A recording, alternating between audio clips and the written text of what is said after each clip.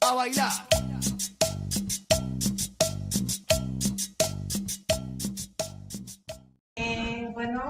Buenas tardes a todas. El día de hoy vamos a hablar un poquito de autonomía, zapatismo, y bueno, dentro del marco de este seminario sobre zapatismo y anarquismo. La sesión pasada se hizo como una especie muy breve de recorrido histórico del movimiento social en cuestión, no solo del neozapatismo en el momento de su surgimiento, pues hace ya, digamos, unos exactamente 40 años,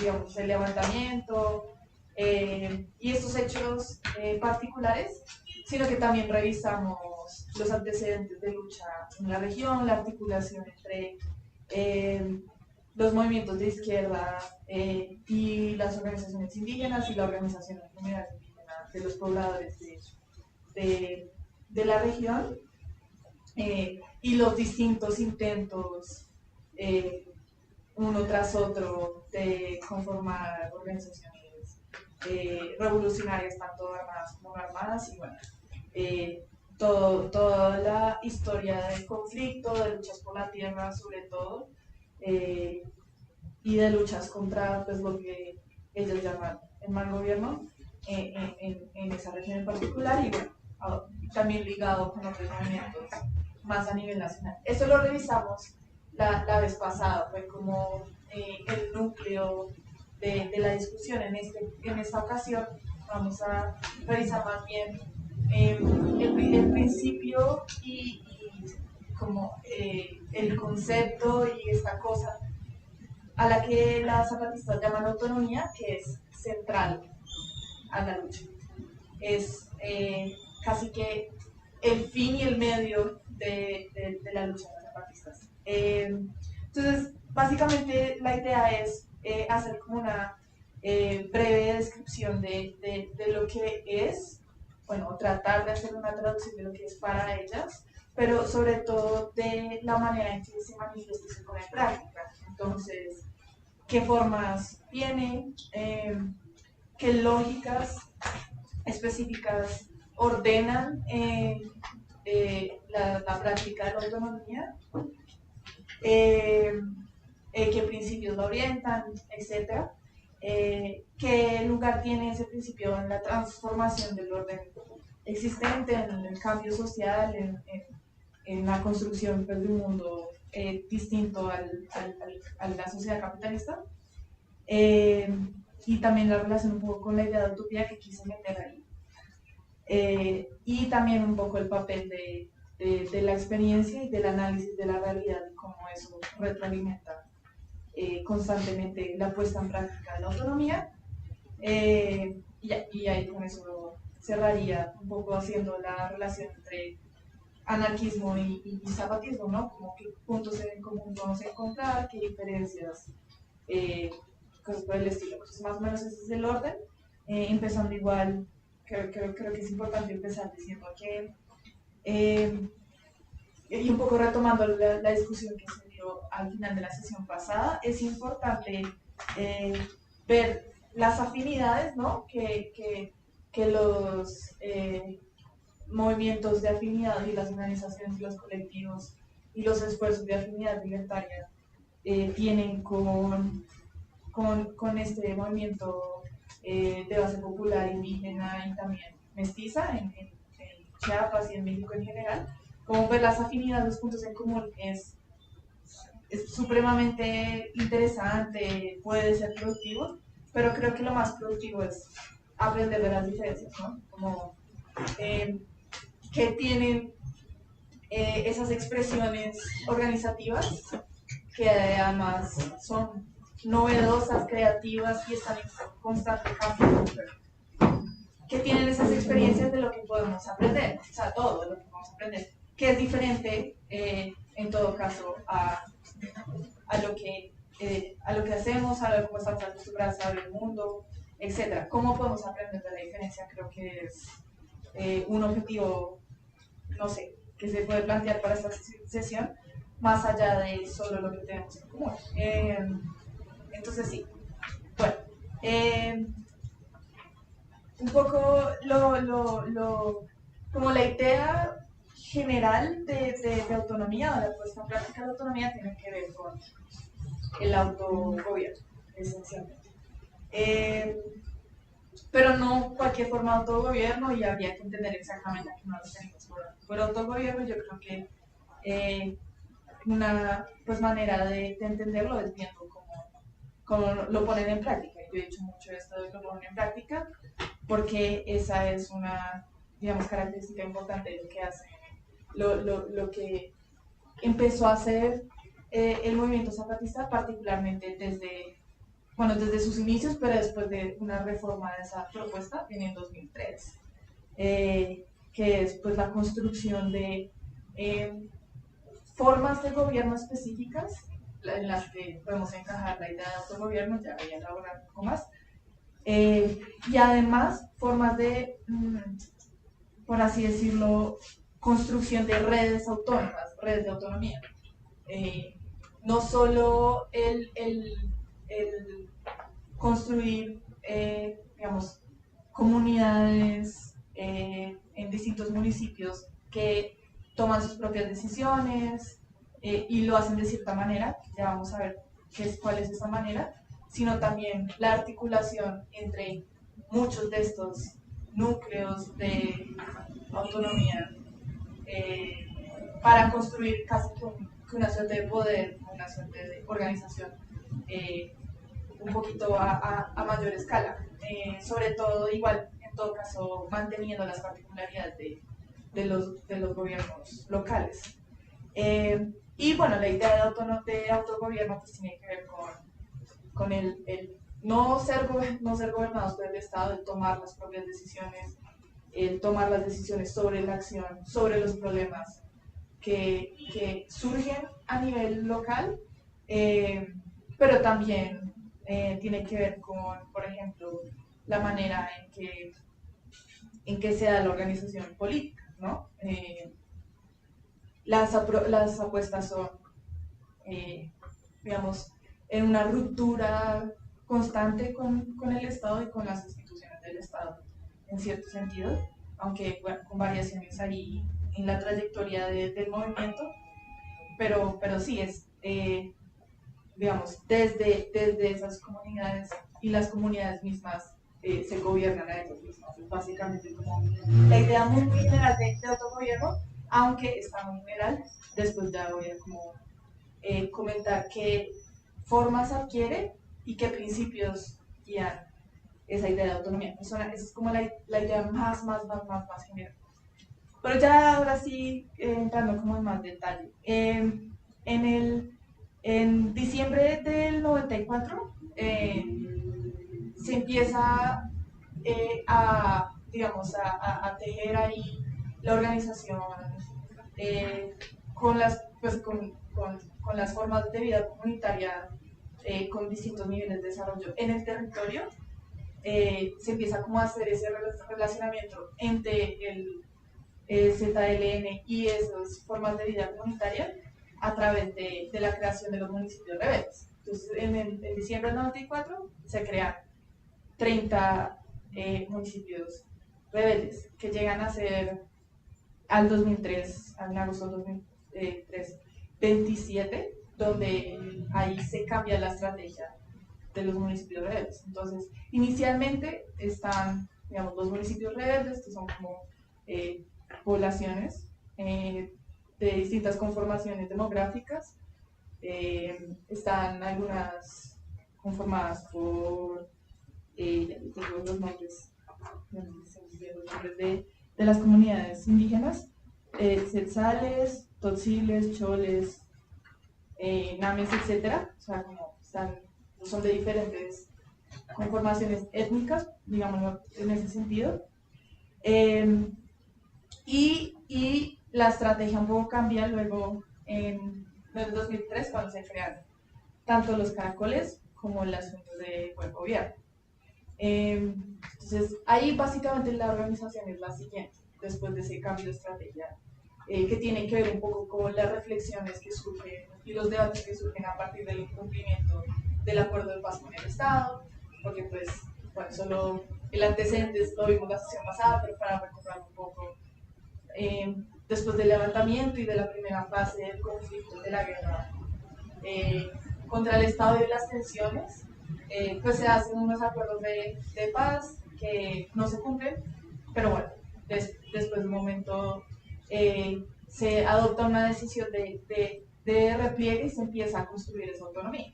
Y ahí es cuando cambia la estrategia y esos municipios rebeldes que antes estaban en unidades como geográficas espaciales que se llamaban Aguascalientes, pues pasan a llamarse municipios autónomos, rebeldes, zapatistas, y están adentro de unas unidades geográficas, por así decirlo, que se llaman caracoles.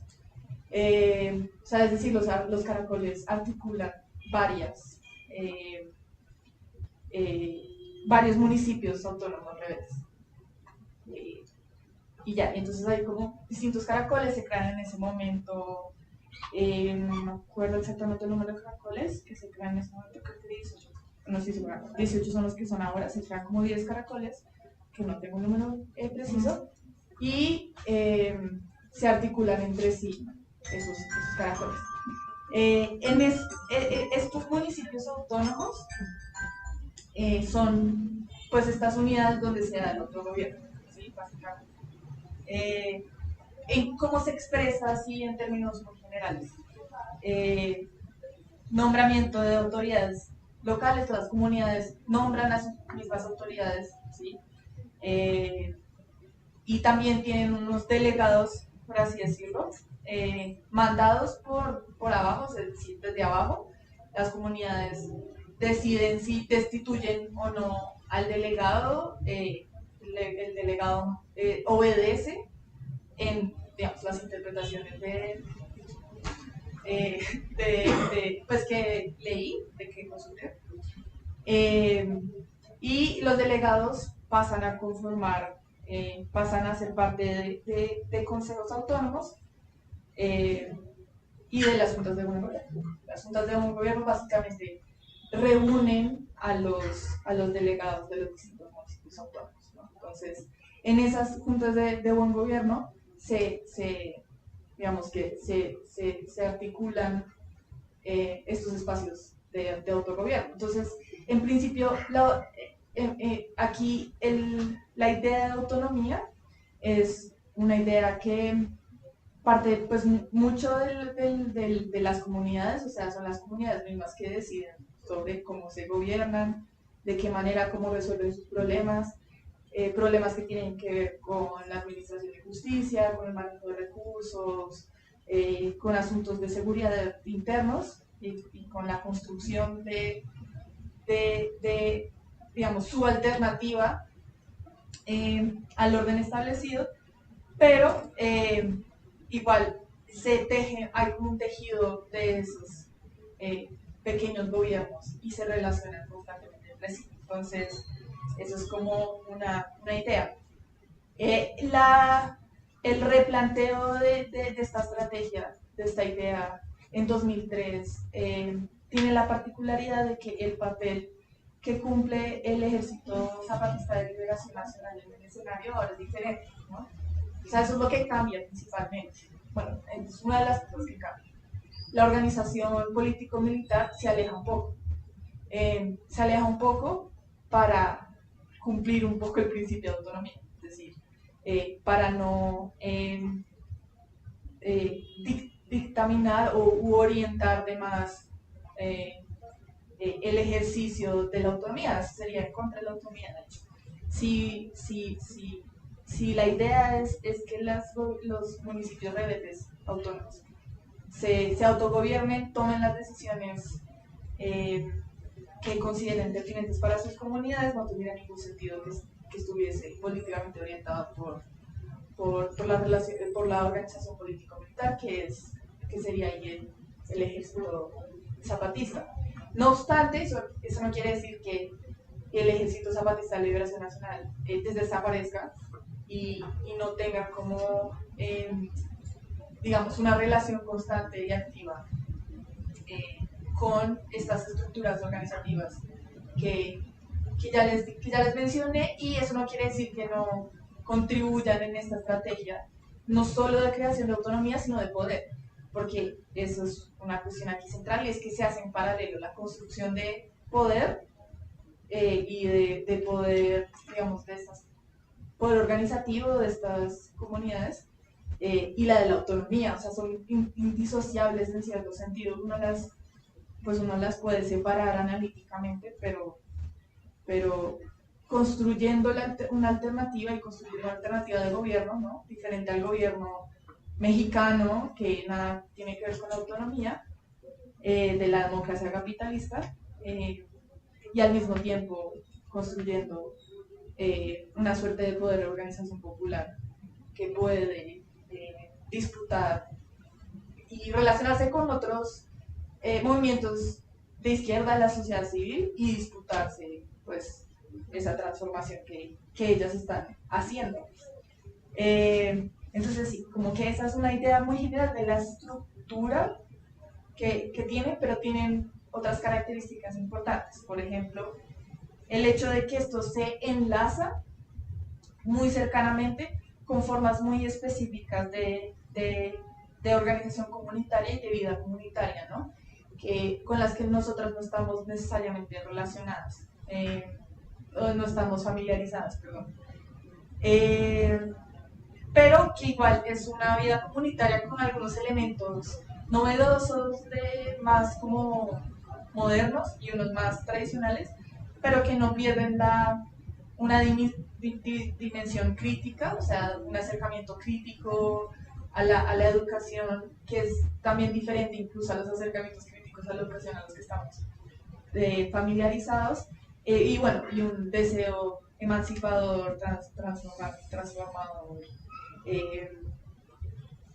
específico. Y pues implica también tener en cuenta esa dimensión colectiva de vivir, es decir, estamos hablando de grupos, bueno, de poblaciones, porque son poblaciones bastante grandes, que tienen en cuenta en su estrategia el convivir con los otros y las otras y el construir tejidos comunitarios por un lado, y se plantea la acción colectiva constantemente.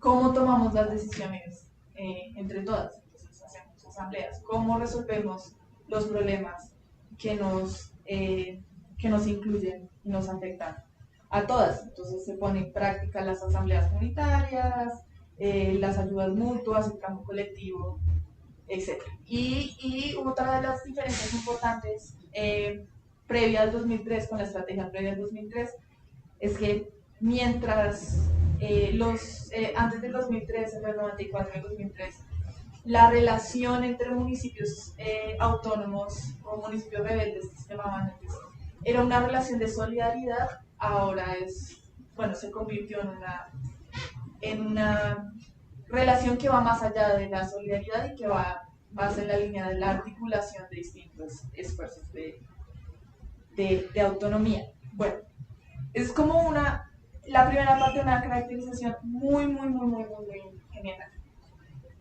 Pero bueno, es importante poner esto como en contexto, y es en el contexto de una lucha constante por la vida, y que implica, digamos, luchar en contra de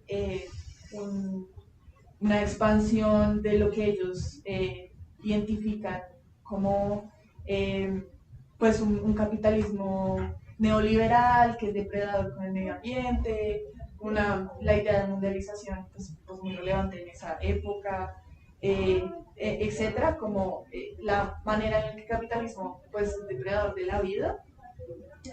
Entonces una lucha por la vida en ese sentido, como en reacción a esas cosas y en resistencia permanente, una resistencia que de hecho ellos rastrean, digamos, en la historia de muchas décadas anteriores, pero pues que cobra sus significados específicos en ese momento histórico particular y con las eh, particularidades del territorio, ¿no? Esa lucha por la vida también se traduce en la lucha de defensa del territorio, que está constantemente comprometido, de la imposición de ciertos modelos de producción, y también en un sentido muy eh, interesante y que también es como muy existencial, en la lucha de cómo gestionar la vida, cómo organizar la vida directamente, ¿sí? Entonces, aquí esta expresión de la autonomía como estrategia, como solución a estos problemas, de defender, de luchar por la vida, de construir la vida también, pues se vuelve un asunto muy cotidiano, ¿no? Pues uno está construyendo la autonomía cotidianamente, es decir, o sea, es una apuesta que va más allá de no sé, militar en una organización política los sábados, sino es, digamos, una cosa que se construye todo el tiempo, constantemente. Y por eso, en los ámbitos de acción en los que se pone en práctica la autonomía, tienen que ver con, como ya lo había mencionado, la defensa del territorio, que es pues la base de la existencia, es la vida en el sentido más elemental de la reproducción, pero también la seguridad comunitaria, la salud, las actividades económicas, productivas, que de eso hemos de hecho escuchado antes, no sé, de los productos que salen de Chiapas, de las comunidades autónomas, o como ya les había dicho, municipios autónomos, rebeldes zapatistas, y la administración de la salud, por ejemplo, o sea, que implica formar, no sé, brigadas de médicos, de enfermeras, para qué necesidades tienen las distintas comunidades, los distintos municipios que se tienen que gestionar, la impartición de justicia y, por ejemplo, el asunto de abordar las desigualdades de género que existen, y que no se transforman con tanta facilidad, ¿no? Y que, digamos, uno lee del mismo Ejército Zapatista de Liberación Nacional los balances y las reflexiones en torno a los límites en sus acercamientos a esas soluciones a los problemas, y todavía todo el camino que falta por recorrer, ¿no? Entonces, es en esos ámbitos que se traduce esa lucha específica por la vida, y por eso toma la forma de autonomía, como de la idea de que se puede forjar, se puede construir, se pueden construir soluciones sin esperar a que el Estado, bueno, las dé, y autogobernándose, en cierto sentido. ¿Qué lógicas, qué principios orientan esta construcción de autonomía? Algunas, veces bien conocido, igual lo voy a mencionar, sobre todo el principio de mandar obedeciendo, es el que mandar obedeciendo, que es el que más se suele conocer, que requiere de una traducción en cierto sentido, porque muchos de esos principios son, de nuevo, ideas que surgen de un diálogo entre actores o sujetos o agentes muy diversos. Tenemos a, digamos, organizaciones de izquierda de mestizos, tenemos a organizaciones indígenas, tenemos a distintos actores de la sociedad civil. O sea, aquí confluyen, digamos, distintos actores con distintas visiones del mundo. Y de ahí surgen unos principios que, de nuevo, no son como principios ancestrales de hace 500 años, 5000 años, sino, bueno, hay unas influencias, probablemente, pero también es un ejercicio muy novedoso que surge de ese diálogo y de ese encuentro. Y digamos, se han escuchado servir y no servirse, representar, no suplantar, construir, no destruir, obedecer y no mandar, bajar y no subir, convencer y no vencer, proponer y no imponer, ¿no? Como ideas que tienen que ver con principios a los que estamos familiarizados en cierto sentido, la puesta en práctica de una autonomía que no es vertical, es decir, que no es de arriba hacia abajo, se impone, se gobierna, sino al revés. Pero entonces al revés no es necesariamente nuestra misma propuesta. Y bueno, y otras ideas. Entonces, es otro complemento muy importante a la idea de autonomía. Es autogobierno, pero además es un autogobierno muy particular. No es vertical en absoluto. No es vertical. Entonces está esa característica. Como algunos de los principios y de las lógicas que sigue este ejercicio muy interesante. También hay, digamos, hay un par de cosas ahí que caben y creo que es importante mencionarlas.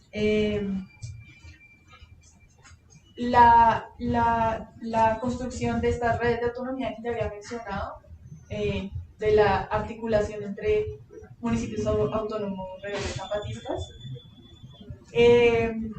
esta construcción de esta red dialoga, además no es solo interna, sino que dialoga constantemente con el, entre comillas, afuera, o sea, con la sociedad civil mexicana, constantemente. Eso es muy interesante, porque además de, no solo es la sociedad civil mexicana, sino también a nivel internacional, ¿no? Esa es una retroalimentación muy interesante y tiene que ver un poco con algo que se mencionó también al final de la discusión de la sesión pasada, tiene que ver con el hecho de que esto no es un esfuerzo de construir por aparte, ya, una alternativa al sistema por aparte completamente aislada del entorno. En primer lugar, porque la construcción de la alternativa pues está transgrediendo el orden establecido en cierto sentido. No sé si profundamente, no sé si no, habría que evaluar. En todo caso, esto ha sido un ejercicio pues permanente que se ha sostenido con el tiempo, con la salvedad de pues, todas las transformaciones del año pasado pues, sobre las cuales podríamos también reflexionar. Pero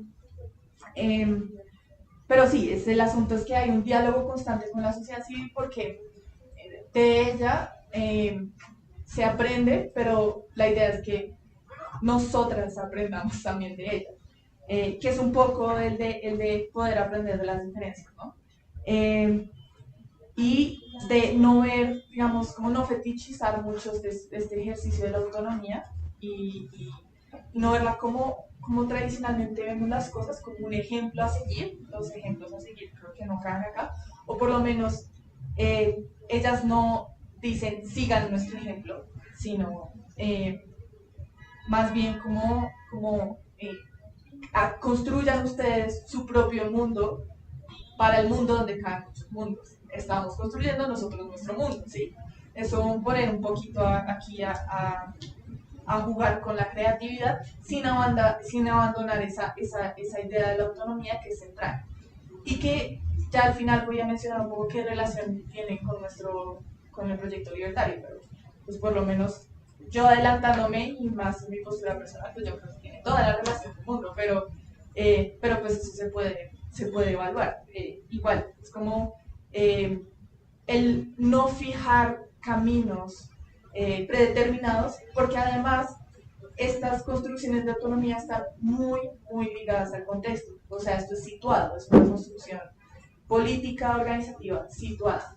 Y aquí es una cosa muy interesante, como entre estas tensiones que parecen contradicciones, pero no lo son necesariamente, que es superar la oposición que a veces se enlaza entre lo universal y lo local. O sea, ese diálogo constante con la sociedad civil mexicana, o grupos en otros países, o sea, toda la red de solidaridad internacional que existe con el movimiento zapatista o neozapatista, nos demuestra que igual por más particularidades que tenga este proyecto, pues está, digamos, tratando de no solo conectarse con otros esfuerzos en el mundo y tratar de impulsar a que se hagan otras cosas en el mundo, no solo está como conectado, sino que también, pues, no sé, yo siento que la relación es incluso un poco más profunda.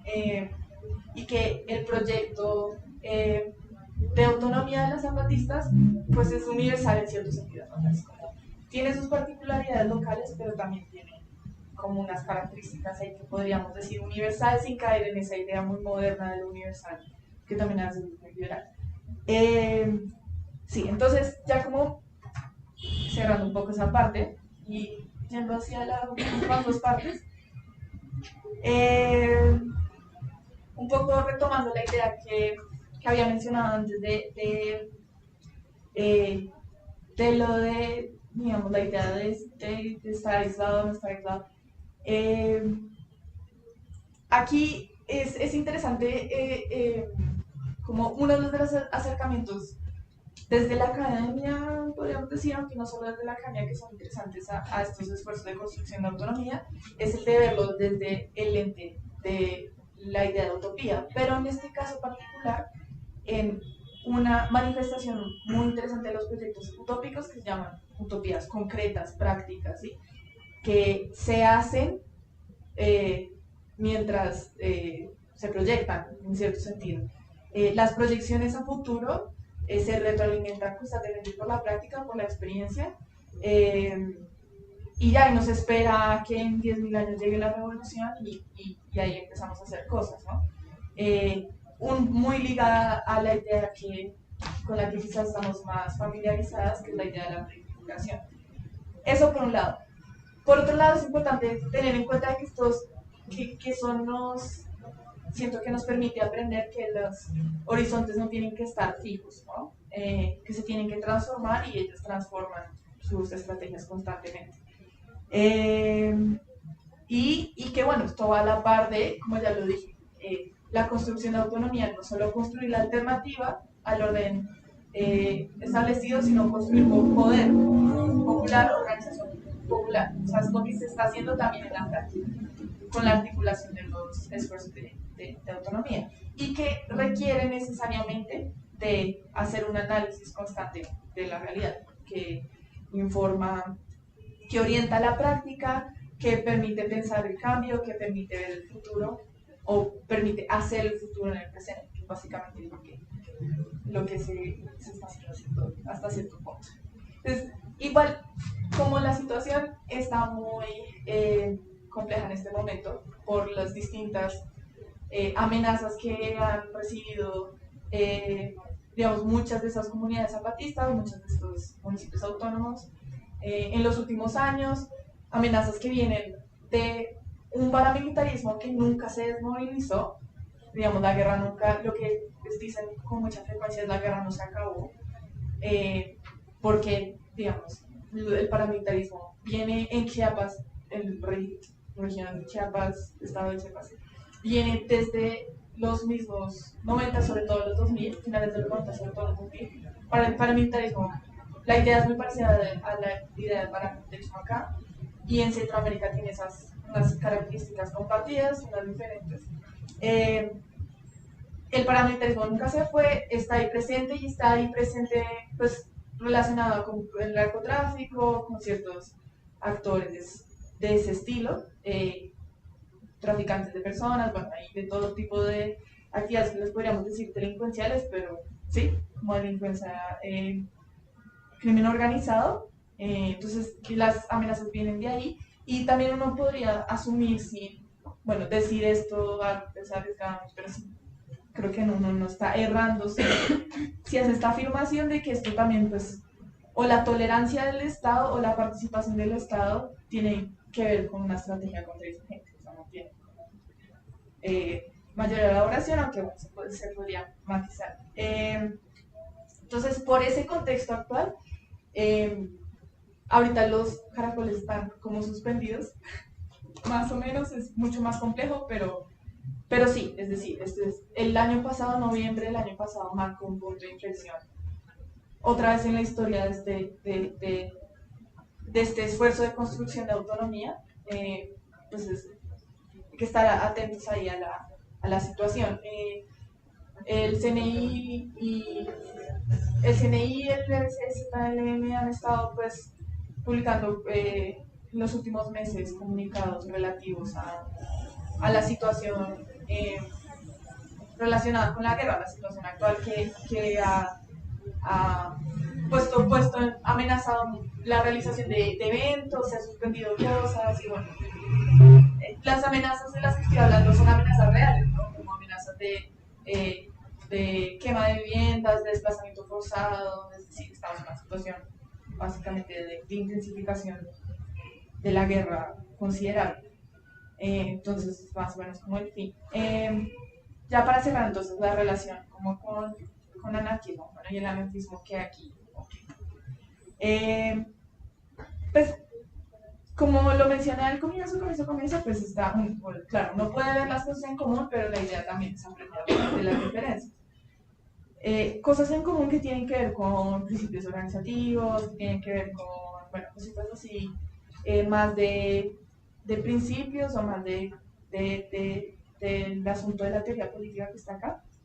Pues podríamos hablar de, por ejemplo, la idea de poner en práctica principios como la horizontalidad en la construcción de organizaciones o en la construcción de relaciones entre individuos y grupos, y el impulso de transformar la sociedad desde abajo, ¿no? O desde las bases.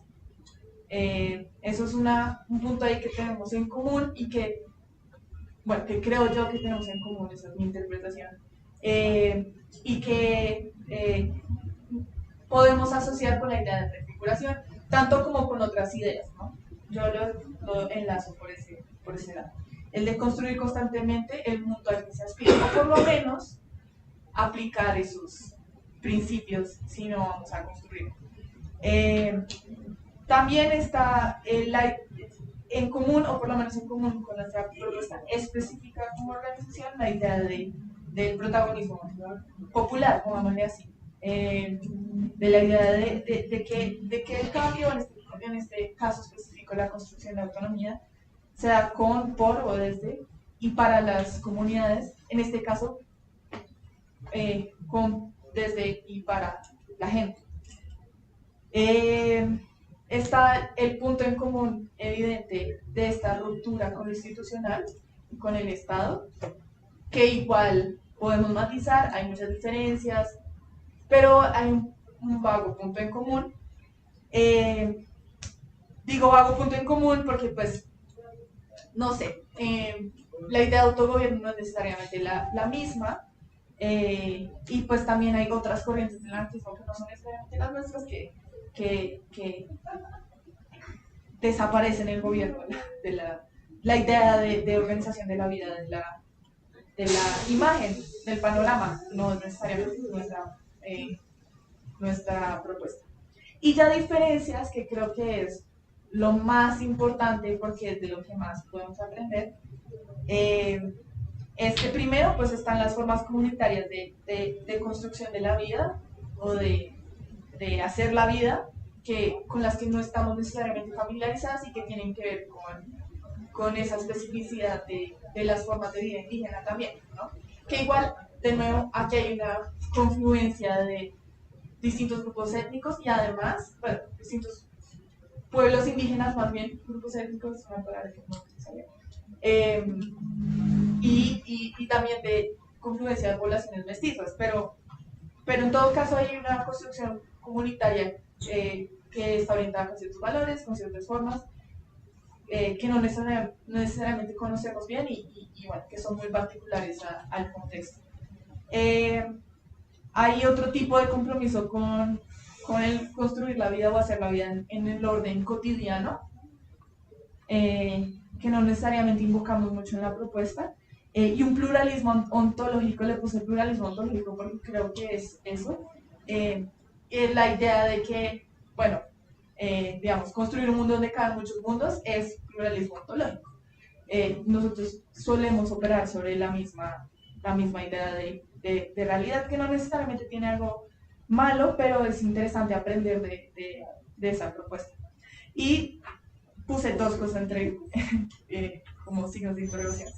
Federalismo, pues habría que ver cómo, qué tan cercano es nuestra idea del federalismo con la idea eh, de esta construcción de una autonomía pues a nivel de los caracoles, que es que implica enlazar a nivel político y a nivel organizativo y en otros niveles también los distintos municipios autónomos rebeldes zapatistas, ¿sí? Esa idea de construir no solo como las distintas autonomías, sino juntarlas, puede ser cercana como no puede ser cercana a la idea del federalismo. Y bueno, el asunto del mandar obedeciendo que, como ya dije antes, siento yo que requiere de traducción para ver hasta qué punto es cercano a la propuesta nuestra, hasta qué punto no. Porque también es pues, parte de entender qué implica. Pero lo que sí es como un común y que a pesar de que podamos tener muchas cosas en común, yo creo que en este punto, que creo que también podemos aprender mucho de esto, y es el asunto de la centralidad que tiene la autonomía en estas luchas particulares, ¿sí? Es muy importante, o sea, no sé cómo expresar lo central que es en esta propuesta.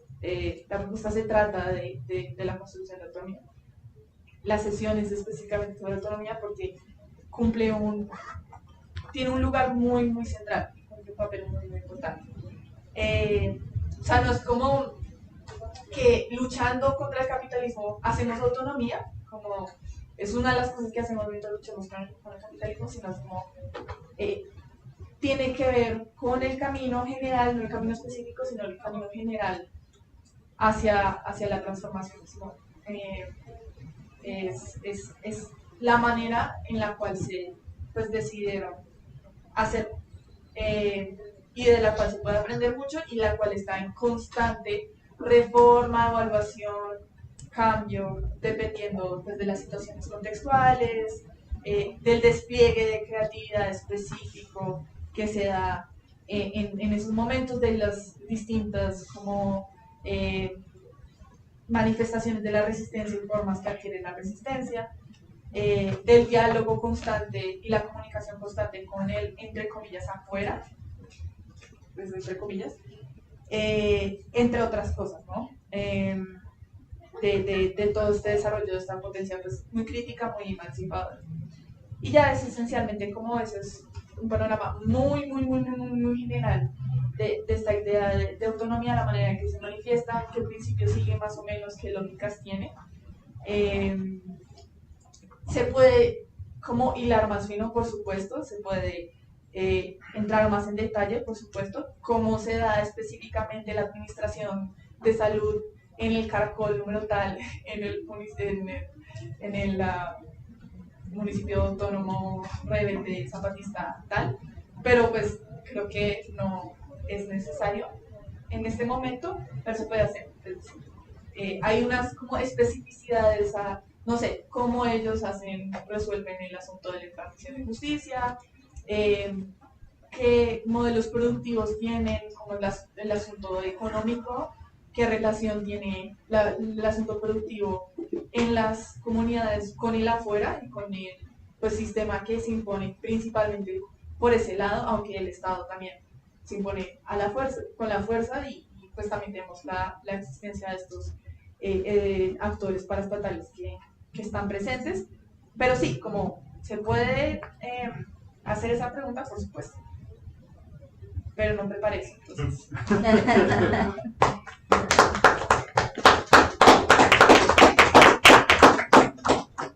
Bueno, muchas gracias, Lu. Muy interesante la reflexión. Y justamente sobre lo último que nuestra compañera decía, pasaríamos la palabra al compañero Nelson. Ya.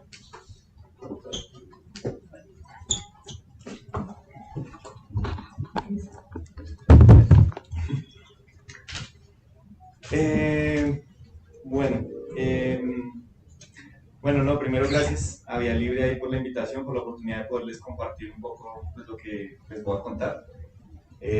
Siento que la camiseta me queda grande para estar aquí en el seminario, pero pues eso.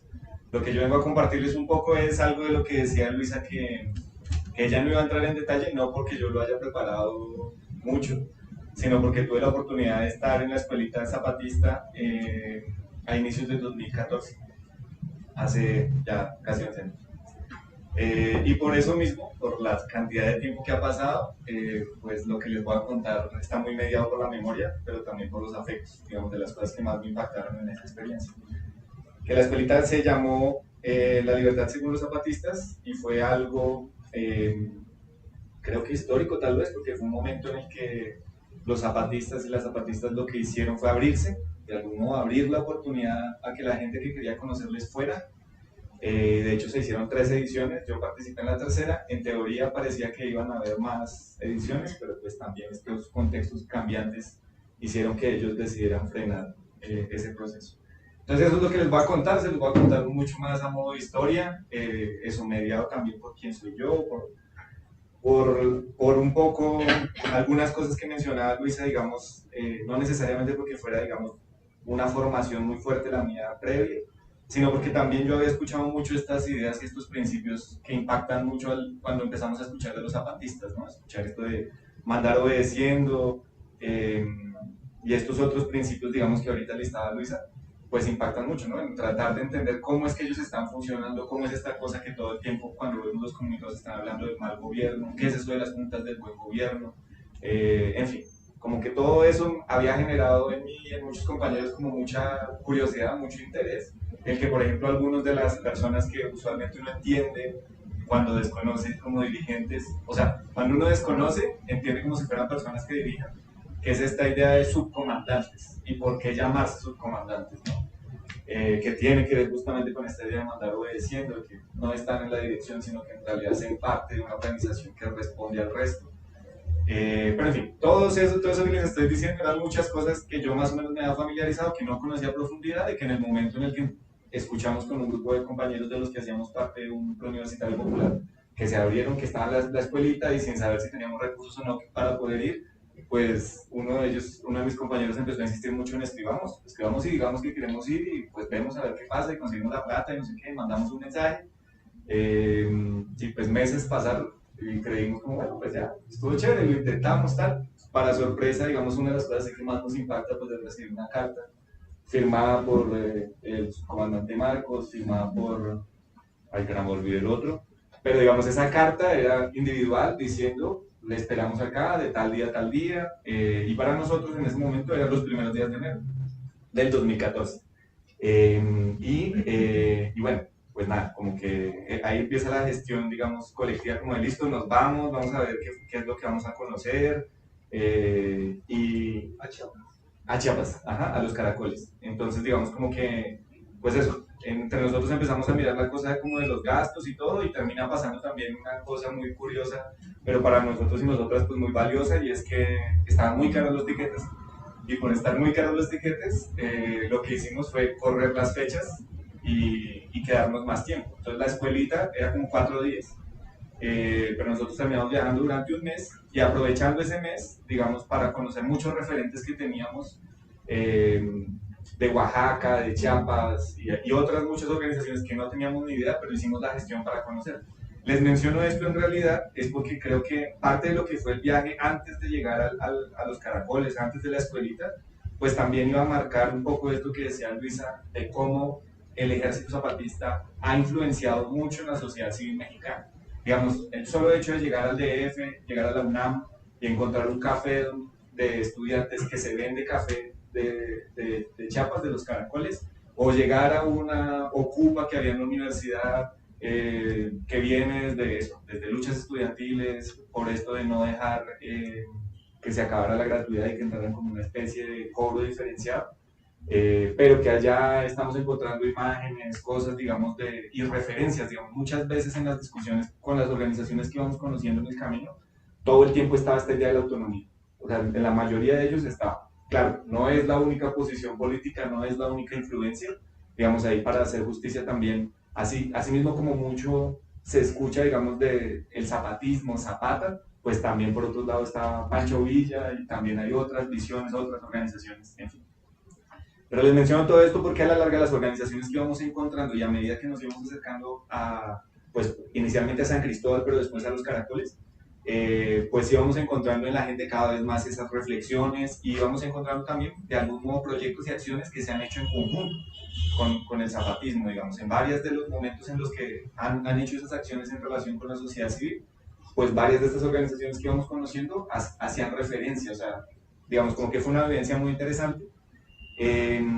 Y bueno, pues nada, llegamos al San Cristóbal. En San Cristóbal uno de los referentes también para nosotros era la Universidad de la Tierra, el CIDESI, entre otras porque sabemos eso, que mantienen un trabajo conjunto, digamos, muchas veces los zapatistas hacen allá actividades. Y íbamos para el CIDESI en realidad porque lo que queríamos hacer era aprovechar que nosotros habíamos llegado los días antes de finales del 2023 para celebrar el primero, o sea, el paso hacia el primero de 2014, perdón, me confundí, 2013 a 2014, porque iba a ser la celebración de los 30 años del levantamiento. Entonces, pues también dijimos como, bueno, la escuelita empieza el 3 de enero, ya no me acuerdo, era como el 3 y el 4, pero pues vamos a un caracol, intentemos ir allá, no sé qué. Entonces, es un primer momento muy bonito, porque es llegar al CIDESI, y cuando llegamos al CIDESI el 31 de diciembre, estamos viendo a la gente que está saliendo de la escuela anterior. Entonces lo que vemos es un montón de camiones con mucha gente, claro, los compas zapatistas, las compas zapatistas con pasamontañas, pero un montón de gente de muchos lados que se está bajando de los camiones. Entonces eso, como que van bajando de ahí y es una cosa como wow, o sea, uno ya empieza a sentir el impacto en la gente, entre otros porque al bajarse entre ellos se están abrazando con los compas, con las compas, tal. Entonces, bueno, pasa eso, nosotros a veces hacemos como la gestión, intentamos, no es tan fácil, los que nos dicen, listo, sí, se pueden ir para Oventic, que es el más cerquita, el Caracol más cerquita. Fuimos para Oventic, y también creo que ahí hay ciertas cosas de la vivencia que empiezan como a marcar y entender pues cómo funciona la cosa. Lo primero es que, claro, llegamos a la entrada del Caracol, pero pues no podíamos entrar así nomás. Entonces en la entrada habían unos compas, que de algún modo nos preguntan ustedes quiénes son. Entonces como no, pues nosotros venimos a esto, tal. Y nos dice, bueno, esperen, y se va. Y duramos un rato ahí en una noche medio nublada, así como pues esperando a ver qué pasa. Al buen rato viene el compa y nos dice como todo bien, pueden entrar, tal, no sé qué, entramos. Y efectivamente en realidad dentro había mucha gente, claro, principalmente pues compas zapatistas. Fue como la noche ahí, la celebración, la música, el baile, esto de ser indígena, digamos el peso también que tiene en ese territorio, en esa zona, lo que uno como reconocería como rancheras, pero no son cualquier ranchera también, el solo himno, digamos, no sé si lo hayan escuchado, pues eso, tipo de música, el tipo de baile, la gente, en fin, una vivencia así muy interesante, pero ahí quisiera destacar una cosa que pues empieza también a marcar al combo con el que íbamos, porque una de las compañeras se enferma, como que se pone maluca, entonces pues como mierda, ¿qué hacemos? O sea, estamos a horas de San Cristóbal, estamos en el Caracol, pues decirle a los compas zapatistas. Entonces ella se va, o sea, los compas le dicen vengan por acá, no sé qué, bueno, el resto quedamos como esperando y después la compa, una de las cosas que más insistía cuando nos contaba sobre qué había pasado allá, era que la había impactado mucho, que habían 3 personas para atenderla a ella, solamente. O sea, 3 personas estaban dispuestas a ver qué era lo que ella necesitaba y tal. Entonces decía, pucha, es muy diferente, pues la lógica de la salud, ¿no? O sea, aquí haciendo fila, rogando para que lo atiendan a uno, no sé qué. Y ahí pues empezaba esta cosa como a marcarnos de la disposición y además nosotros, o sea, ¿quiénes éramos nosotros recién llegados y a ella ya le estaban atendiendo 3 personas para ver de qué manera pues la trataban por lo que estaba teniendo? Entonces bueno, pasamos esa noche ahí, efectivamente volvimos y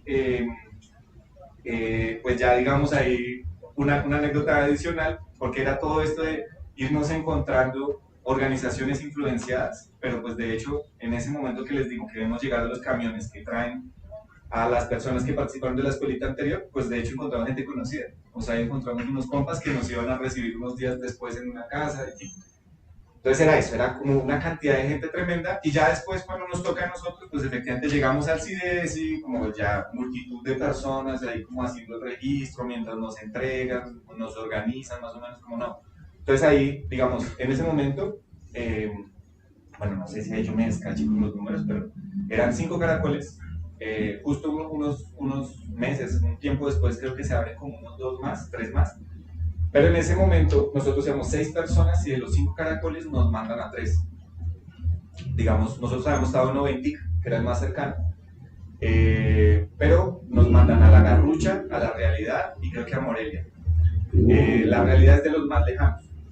Y en realidad ahí empieza pues otro pedazo del viaje, porque ahora somos nosotros los que vamos en esos camiones, con compas zapatistas ahí encapuchados y tal, o sea, digamos que pasamontañas y toda la cosa, pero pues también entre nosotros una diversidad tremenda, y ahí viene esta cosa de la relación con la sociedad civil internacional, o sea, la cantidad de gente que había ahí de muchos países, o sea, brasileños, italianos, chilenos, en fin, en esos camiones iba una diversidad tremenda. Y una de las cosas que a mí me empieza a impactar mucho y ir en reflexión a lo largo del proceso, claro, todos hablando como, no, venimos a la escuelita, ¿qué va a pasar? No sé qué, no sé qué. Gente que ya había estado de pronto en Chiapas, gente que de pronto había hecho eso que nosotros mismos hicimos de al menos ir a Oventic, pero pues que no habían estado en una comunidad, en un municipio rebelde, ¿no? Y una de las cosas que a mí en realidad me impacta es, claro, empezamos viajes, que son viajes fácilmente bajito de otras 5 o 6 horas en ese camión. O sea, en la parte de atrás del camión, entonces no era una cosa súper cómoda, digamos, como, pues ahí acomodados. Pero para mí lo que empieza a impactar es que, pues claro, estamos recorriendo distancias supremamente grandes y en mitad del camino estamos viendo militares al lado. Y pues una de las cosas que yo empiezo a pensar mucho es como, pucha, ¿en qué momento estamos? Que si históricamente en un inicio fue una represión al punto de quererlos sacar por las armas, en este momento no solo les permiten circular, sino que no pueden hacer nada frente a que estén llevando cientos de personas a los caracoles. O sea, eso para mí en ese momento era así como, caramba, o sea, ¿a dónde vamos? Al llegar, en particular, yo iba para La Garrucha, llegamos con varios compas, y éramos cientos, o sea, eran cantidad de camiones incluso. La sola entrada propiamente al caracol demoró fácilmente más de 30 minutos, una hora, por la fila de camiones, mientras entraba un camión, se parqueaban en la entrada, se bajaban, y de algún modo los compas nos recibían como con un callejón, como de honor, una cosa así. Entonces teníamos esos compas zapatistas al lado y lado, pero era camión por camión. Entonces no era que todos nos bajamos y todos entramos, no. Cada camión paraba, se bajaban los 15, 20 que iban ahí, entraban esos 15, 20 y otra vez el otro camión. Entonces por eso nos demoramos un montón. Pero imagínense la cantidad de gente que había en ese momento solo en La Garrucha. O sea, porque en realidad lo mismo estaba pasando en los otros caracoles. Digamos, para el compa que se fue para La Realidad, creo que eran como 10, 12 horas, no me acuerdo, de viaje. Para nosotros fueron como 5 o 6 horas. Y llegamos en la noche y llegamos en un momento en el que en realidad está preparada la noche para nosotros y para nosotros. O sea, es así como el caracol dispuesto, como primero explicarnos a todos y a todas a dónde llegamos, como darnos la bienvenida y explicarnos el funcionamiento de lo que sería la escuela. Lo primero es que nos asignan un guardián o una guardiana. Entonces eso, para hombres un guardián, para mujeres una guardiana. Y digamos muy simbólico también porque en realidad nos cogen de la mano y nos llevan así como de un lado al otro, y al inicio como que no nos soltaban, medio que nos formamos, escuchamos unas palabras, toda la cosa, pero era eso, de ahí en adelante esos 4 días íbamos a estar todo el tiempo con esa persona a nuestro lado, y de hecho ya la persona nos empieza a explicar también, digamos, no solo es quien va, o sea, no es una vigilancia, es un acompañamiento, y es un acompañamiento también para entender la vida zapatista. Entonces era como, todas las dudas, todas las preguntas que usted tenga, háganlo. O sea, para eso es que vamos a estar compartiendo todos estos días. Y además nos entregan unos libritos. Si ustedes no los conocen, pues estos libros están en PDF en la página del Ejército Zapatista. Y de hecho quería resaltar que tú lo decías ahorita de la importancia de la autonomía. Porque, digamos, solo para que ustedes tengan una idea, el primero de los libros se llama Gobierno Autónomo. El segundo de los libros se llama Gobierno Autónomo 2. El tercero de los libros se llama Participación de las mujeres en el Gobierno Autónomo. Y el cuarto de los libros se llama Resistencia Autónoma. Entonces era una palabra que todo el tiempo íbamos a estar escuchando y que en las conversas, incluso pues con mi guardián, que es de quien, digamos, de lo que más yo les voy a poder hablar, pero también les voy a contar un poquito de chismes de lo que los otros compas vivieron en los otros caracoles. Pues esa noche lo que les digo, fue una cosa así, como un acto, nos reciben de la mano, nos llevan, empezamos como a hablar y al final pues nos acomodamos como en cama, como en un espacio grandísimo en el que dormimos cada uno al lado de su guardián. Y pues ya, ya en la mañana nuevamente un viaje, en algunos casos otra vez de 5, 6, 12 horas, porque ahora era a la comunidad. Y ahí vuelve a mí, como en mi ignorancia y desconocimiento, pues un poco la construcción de la geografía en mi cabeza zapatista, y es como, pucha, yo me imaginé que esto era, cada caracol era como una extensión de tierra grandísima pegadita, y no, justamente estas distancias están, o sea, el caracol en sí no es una finca inmensa, no es un pedazo de tierra grandísimo, no, el caracol es un punto específico que organiza otro montón de lugares de territorios que están dispersos y pueden estar muy separados. Entonces, una cosa que ya habíamos escuchado y de pronto ustedes han también escuchado en esto, digamos, en los comunicados, en la forma como ellos hablan, siempre se refieren a las personas que no son zapatistas como los priistas, que les asocian al gobierno del PRI, perdón, al partido del PRI, efectivamente, al Partido Revolucionario Institucional. Exactamente. Entonces, los otros son priistas, siempre hablan así. Entonces, ¿qué pasa? Pues que en realidad cuando uno llega a la comunidad que a mí me correspondió, pues al llegar literalmente al espacio donde yo tenía que estar los próximos 4 días, era, los voy a decir así de manera escueta, era como una finca al lado de fincas de los priistas. Entonces, y ellos le decían a uno así, mi guardián decía, ah, sí, ahí hay una finca, ahí están, al lado viven, esos son priistas. Era como, y aquí también. ¿Qué pasa? Que cuando uno va andando, digamos, llegando más cercano a la comunidad, esa geografía también está marcada por condiciones materiales de algún modo, por ejemplo, las carreteras. Entonces, muchas veces, hasta donde se acaba el pavimento, hasta donde se acaba la placa huella, hasta donde hay pistas. De ahí para allá, no hay carretera. Y eso lo ponía mi guardián en reflexión. Y era, ellos no se dan cuenta que aceptando ese cemento, que aceptando esa placa huella, están vendiendo pues su autonomía, están vendiendo sus condiciones, están de algún modo dependiendo de terceros, del gobierno, de tal. Al final, ya cuando llegamos a la comunidad, pues en realidad a mí me corresponde una comunidad muy chiquita. Digamos, yo creo que, seguro me descacho, la memoria me falla, pero yo creo que no había más de unas 10 familias. Pero sí era un territorio, un terreno bastante grande. Y yo llego con una compa, digamos, de esos estudiantes de la escuelita, yo voy con una compa más a esa comunidad.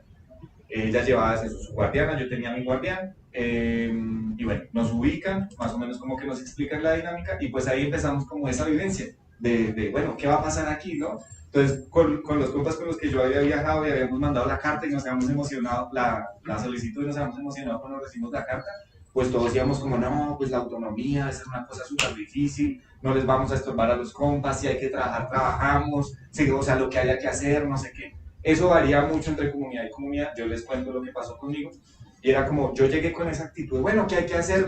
¿Qué hay que cargar? ¿Qué es lo que vamos a llevar? No sé qué. Y el compa era como, no, tranquilo, ahorita tenemos un momento de lectura. Entonces usted tiene sus libros, lea, y hablamos más tarde. Era como, bueno, leo, como que sí, porque hay los libros un rato, tal. Después yo conversaba con él y en otro momento empecé a listo, pues si hay momentos de lectura, ahora sí, ¿dónde es el trabajo? ¿Qué hay que hacer? No sé qué. Entonces, en un momento me lleva a la milpa, es un lugar muy importante, digamos, dentro de la manera como se organizan las comunidades, ya les explico por qué. Pero simplemente para terminar la anécdota, esa actitud en la que yo iba, sí, vamos a trabajar, vamos a hacer no sé qué. En un momento tanto le estoy insistiendo que me dice, ¿quiere ayudar?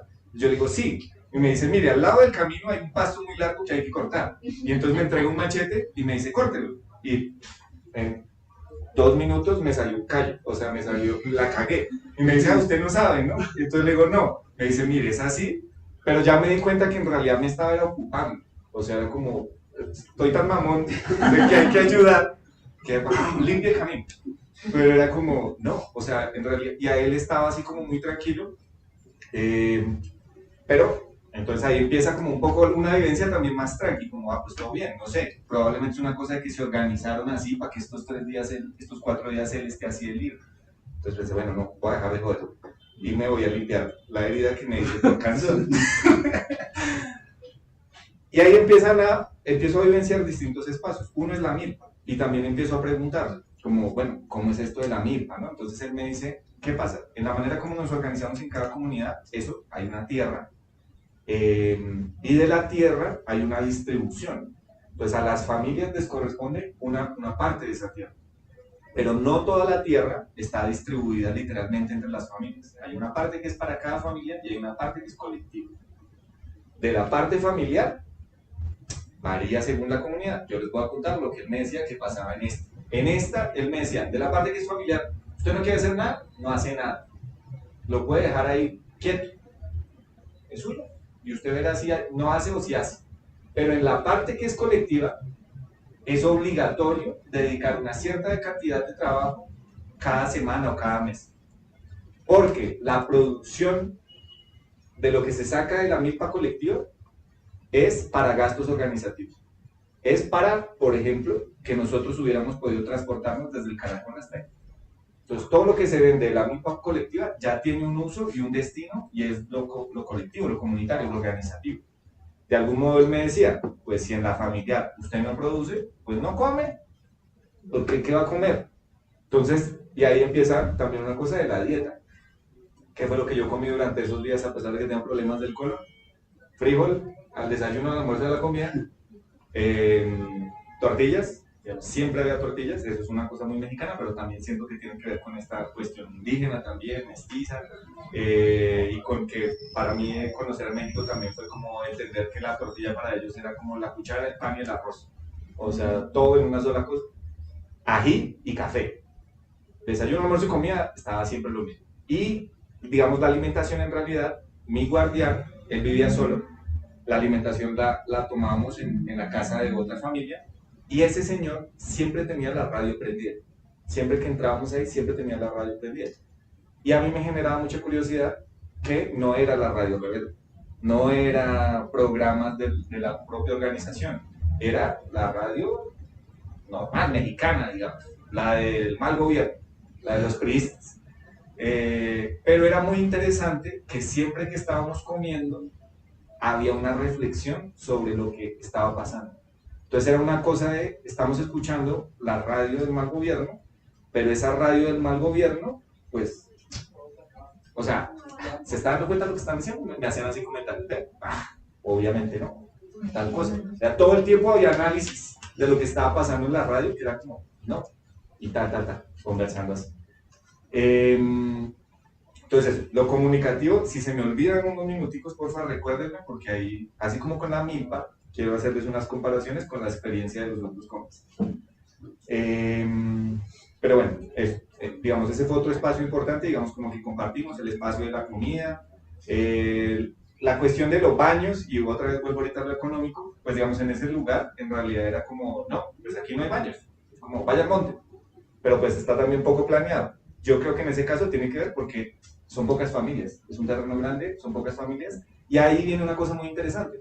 Y es que de algún modo me fui enterando que algunas de estas familias se hicieron zapatistas hace poco, o para ese momento, hacía poco habían entrado, digamos, al zapatismo.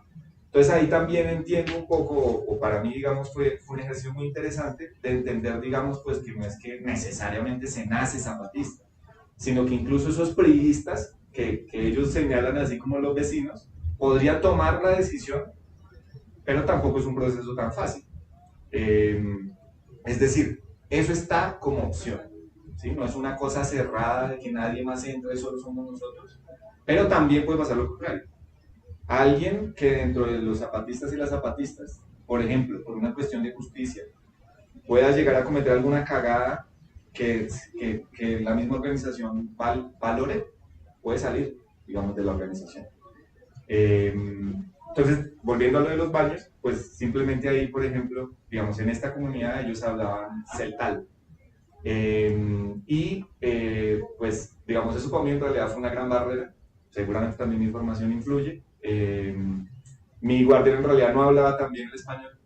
Entonces yo a veces le preguntaba cosas, él me respondía y pues no, yo no entendía completamente. Entonces yo pensaba, a veces no me está entendiendo. Entonces yo trataba de decirle de manera diferente, él insistía en lo mismo, entonces me enseñaba. No, no vamos a lograr por aquí nada. Pregunto otra cosa.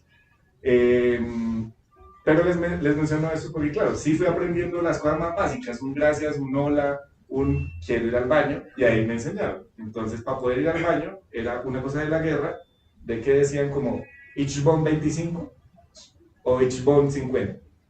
Ich bon 25 les voy a miar. Ich bon 50 les voy a cagar, porque es más lejos. Entonces, me voy más lejos. Como les decía de los frijoles, y por mi digestión, pues hice un montón.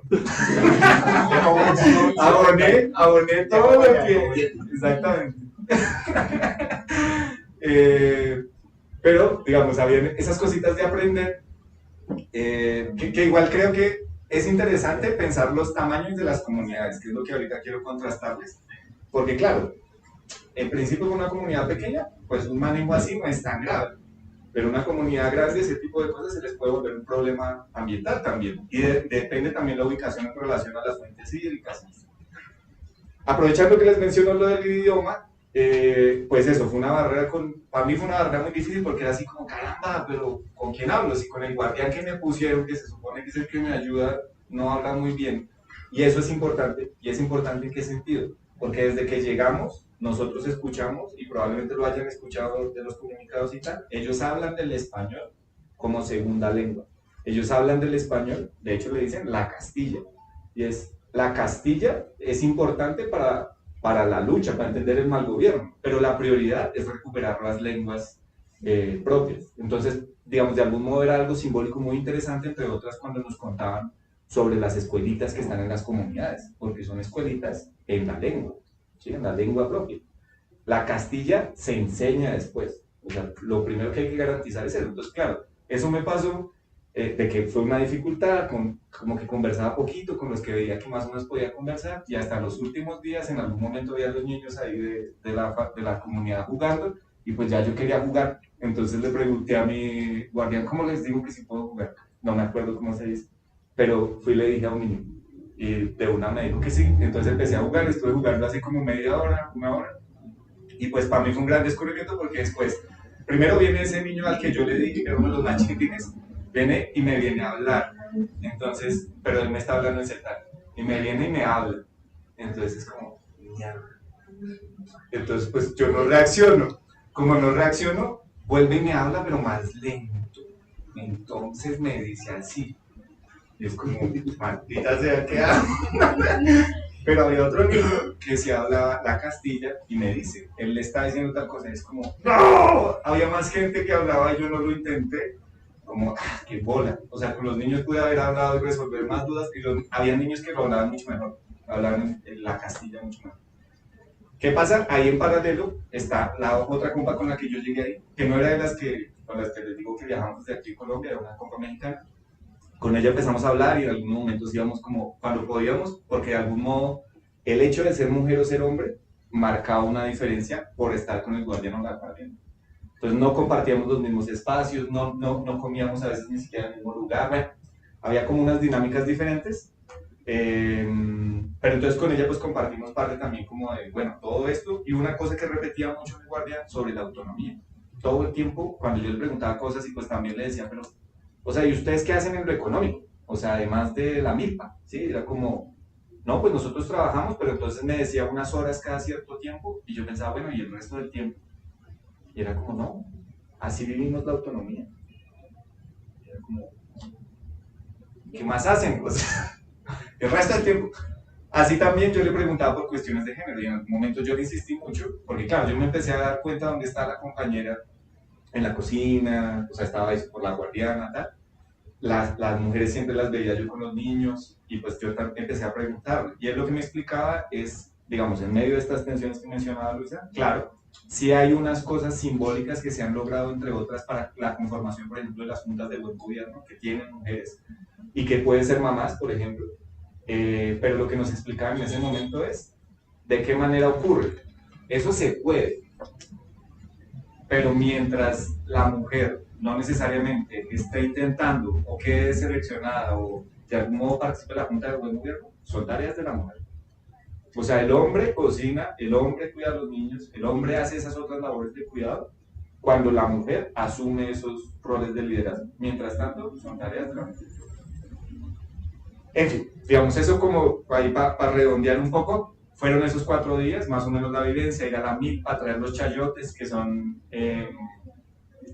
caramba, las guatilas, porque también estaban dentro de la comida, me faltó ahorita. Entonces era eso, ir para allá a la milpa, traer chayotes, traer frijol, traer el maíz, comer en esos momentos que les digo del día, y compartir, estar conversando y escuchar mucho esto que les decía, que frente a muchas preguntas siempre decían como la que decía, esa es la autonomía, así vivimos la autonomía.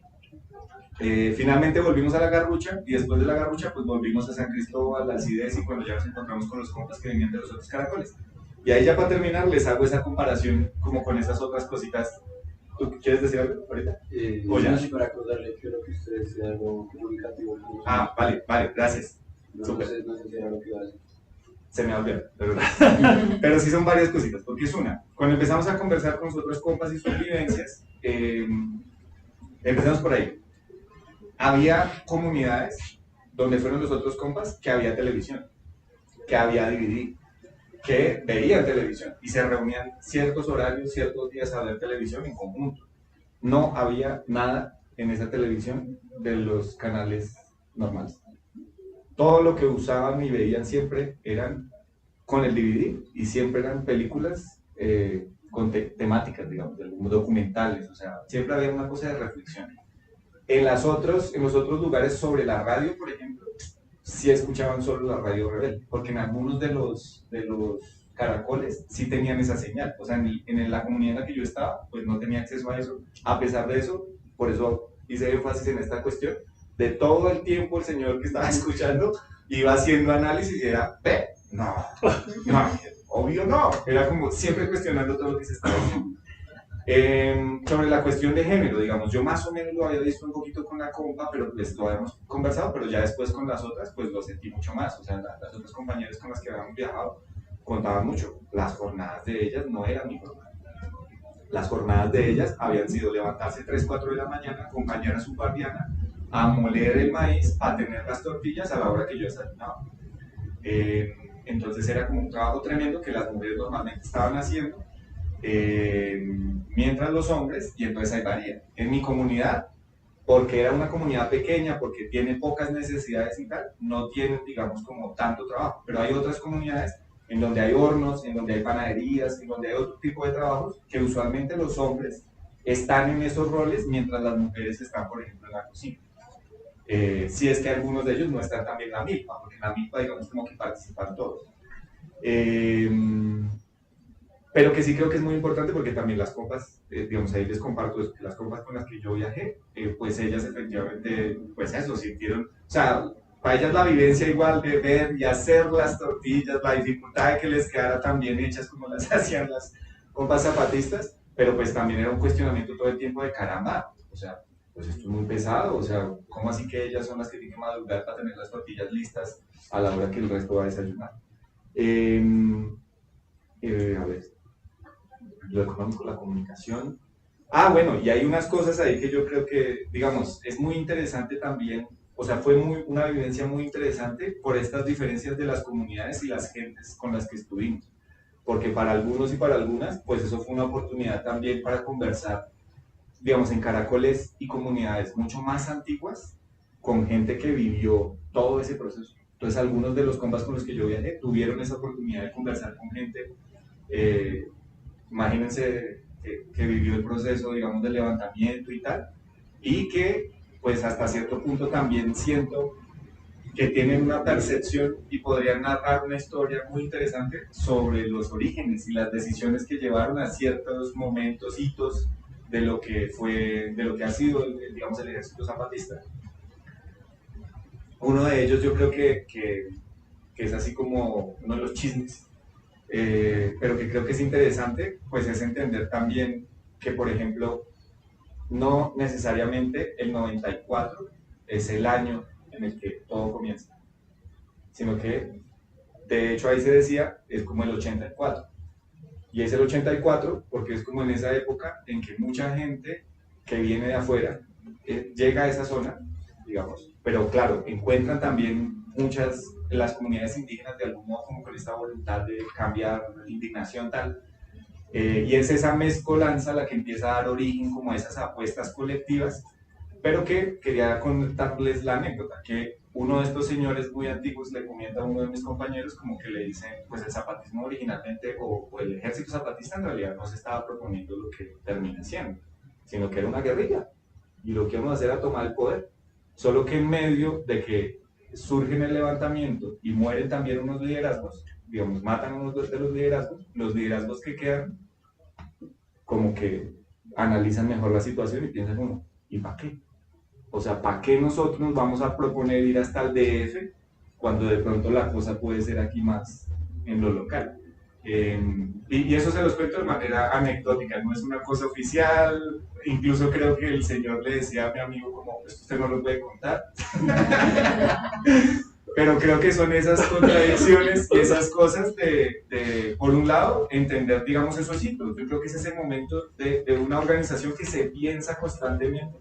Así simbólicamente yo les estoy contando un momento que tal vez no fue así, puede ser ese mito fundacional que el Señor tiene y construyó junto a su comunidad, pero que sí muestra cómo a la larga la organización no es la misma siempre, o sea, ha ido construyendo distintas herramientas alternativas para dialogar con ese afuera que mencionaba Luisa, y digamos, las mismas estrategias internas también cambian con eso que decía Luisa también, digamos, de la cuestión de cuál es el lugar del ejército, porque también nosotros estamos muy curiosos como de preguntar ahí todo el tiempo, bueno, ¿dónde están? Pues ahí las armas. Entonces era como, pues ahí están, o sea, lo que nos decían es ahí están, o sea, pero están para cuando lo necesitemos, o sea, no necesitamos al ejército porque tenemos las juntas de buen gobierno. O sea, en el momento en el que eso se ponga en riesgo, ahí está la parte armada, pero la parte armada no es lo central de nuestra apuesta, de nuestra autonomía.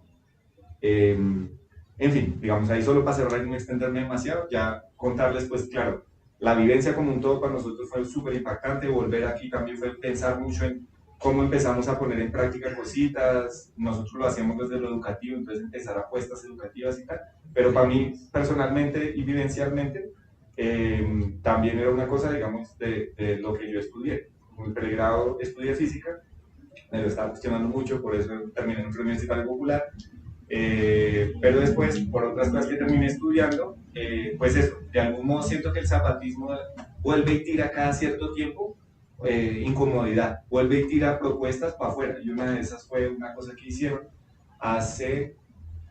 eso fue en el 2017, 16 creo, que fue el Conciencias, y hicieron un evento para invitar a los científicos a pensar su papel.